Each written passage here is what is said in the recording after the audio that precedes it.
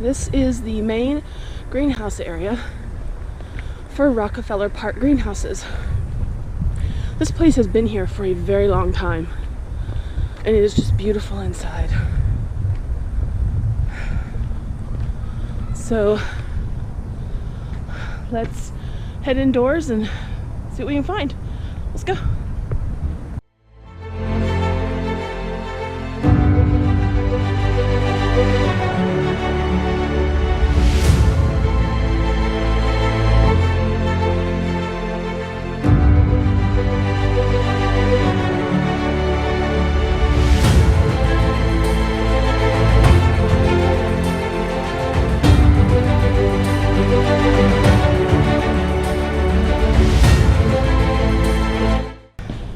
Through those doors, it's the main greenhouses.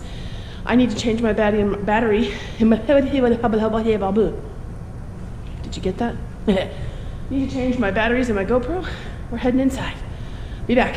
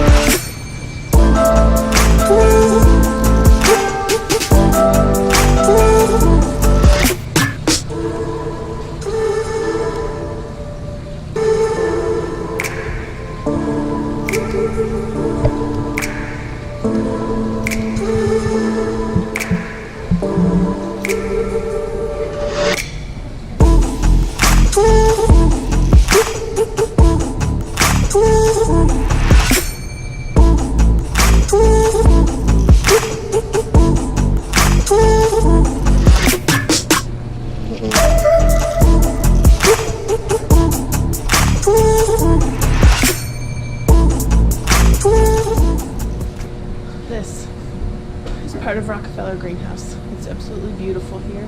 It's nice and warm in here. Of course it would be. So I've walked around. There's a lot of different things in bloom. I'm headed over to the orchid side now to see what's going on over there. And there's tons of lilies for the Easter time that are in bloom. So we're gonna go check out some more stuff and see what's around. Let's go.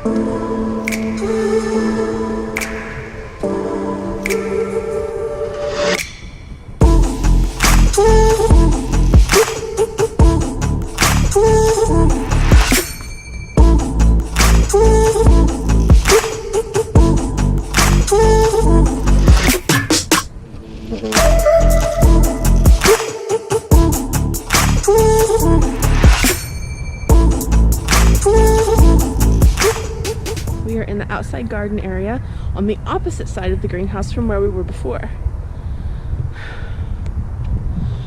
So I've tried to do some vlogging. The inside of the greenhouse is packed right now. There are tons of people in there. And so we moved outside. A lot going on out here. We've got squirrels, hawks, eagles. They're all out here having fun. So I'm going to try and find some stuff out here. I did mostly some vlogging, no photos.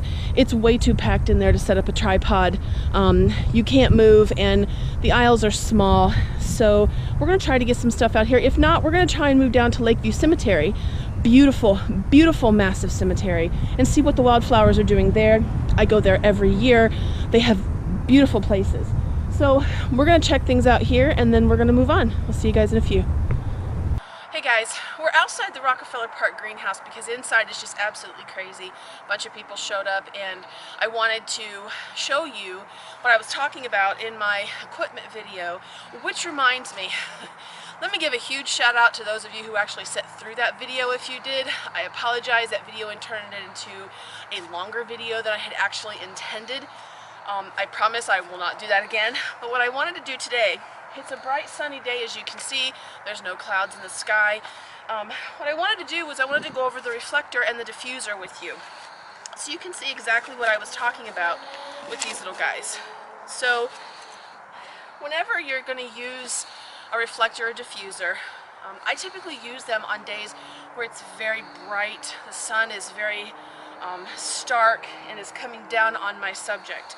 And when you're going to use the diffuser, the way that it works, and some of you may already done this for macro photography, but I'll show you what I mean. We have some beautiful daffodil blooms down here to my left, and they're not quite open yet. Most of our wildflowers have not quite opened. Some of them have, some of them haven't. But you just have your simple diffuser. And what it does is whenever you're taking a picture of anything that is in bright sun or any bright lights, you can use your diffuser to tone down the light coming through. So basically what you do is you just take your diffuser and you just hold it over your subject. Now see how that is changing? Sorry, hubby's working the camera. See how the light is changing once you place the diffuser above it. It cuts down on that bright, stark sunlight that's coming through. So this is a way for you to definitely control your light while you're outdoors. And it gives you the options in many, many different forms. Now these come in several sizes. This is a 12-inch. You can get them up to 55 inches and higher. They use them for movie sets and all types of different things, but I like using this to control the light. So if I'm out and I'm in the woods or I'm here and it gets crazy inside here in the summertime and I want to come out and do some of the irises, or they have tulips, they have all kinds of flowers here, then I can control my light with this and I can still do photography with the macro even during the bright sun. So I hope that helps. Okay guys, what I'm going to show you now is I showed you how to use the diffuser in bright sun, so that way it will help diffuse the light that comes down on your flower. Now I'm going to show you the bounce feature of these little guys. It's a 5-in-1. It has the gold and the white, so on the inside is silver and black. The black you would use for a background to place behind your subject. But I'm going to show you how to use the white side. Now these are what they call bounce reflectors. And what they do is they take the light from the sun or any light source. It can be a light bulb from a lamp, it can be a flashlight, it can be anything. And what it does is it bounces the light back onto your subject. So if you look at this little bud here, okay, and then you see how it is now. It's kind of muted, it's not very bright. Then you take and you place your reflector. That changes how that light hits your subject, and that's the white diffuser. Now let me show you the silver. Let me show you the gold really quick. This is the gold side.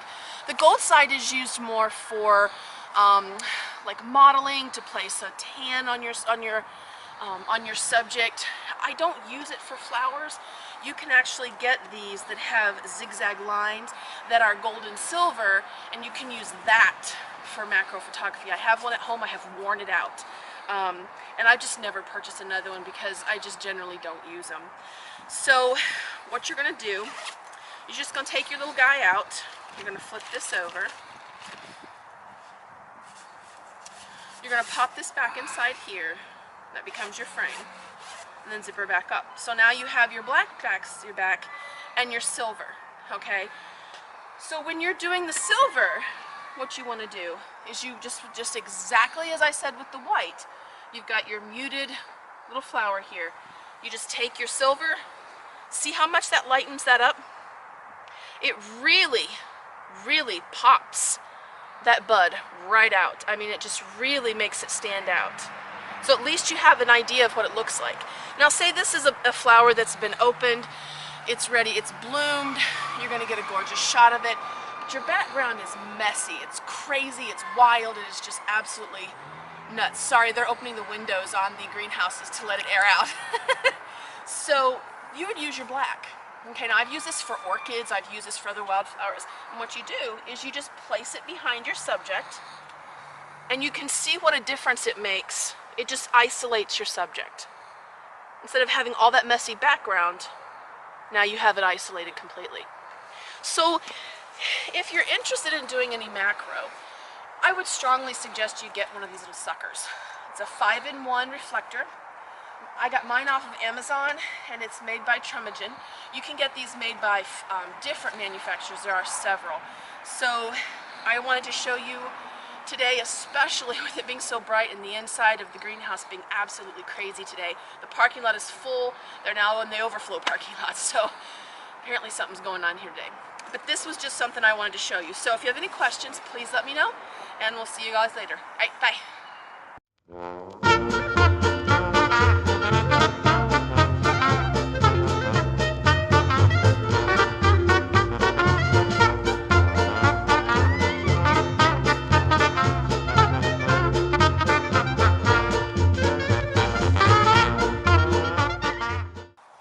Okay, we're set up here, and what we have is I have some little crocus that we found here on the walkway inside the park, and yes, I'm on the ground. This is why I get muddy all the time.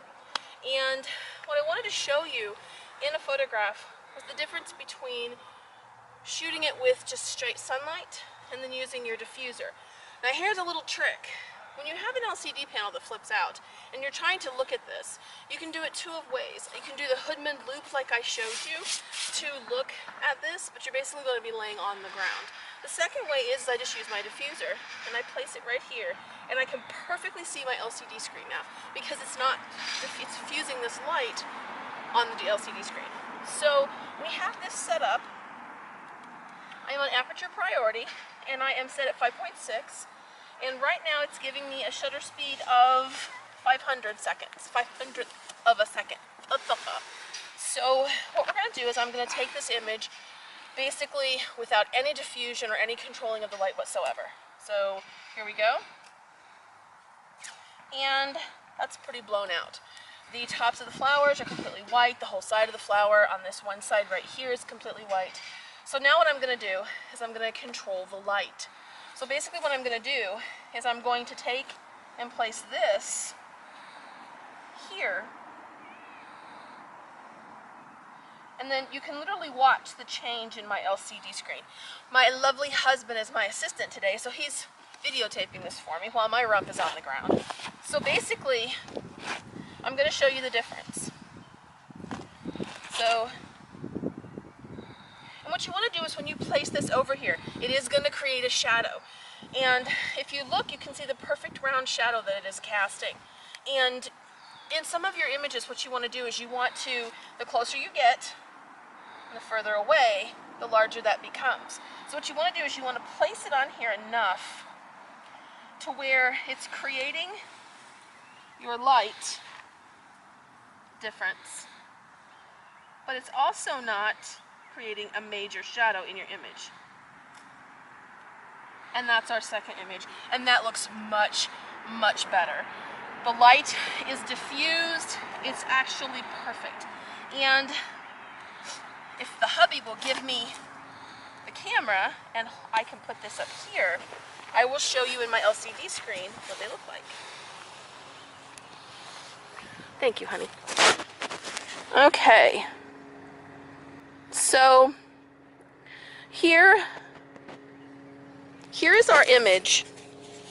I don't know if you can see this, without any type of diffusion at all. It's just blown it completely out. And then we go over to the image where I've controlled the light. Oops. As you can see the diffuser, you can see the image much better. Pass this back to my honey. So that's a good way to control your light. It just basically changes how the light affects your subject, and you don't have to get close. Now, like I said before, based on how close you get, you can see that it does change the lighting on your subject, but you have to be careful not to get this in your image. Now, here's another thing too while we're sitting here. I'm not using a macro lens. Did you notice that? I am using the Olympus 12-40 Imzuko Pro f2.8. And they're closing down the park.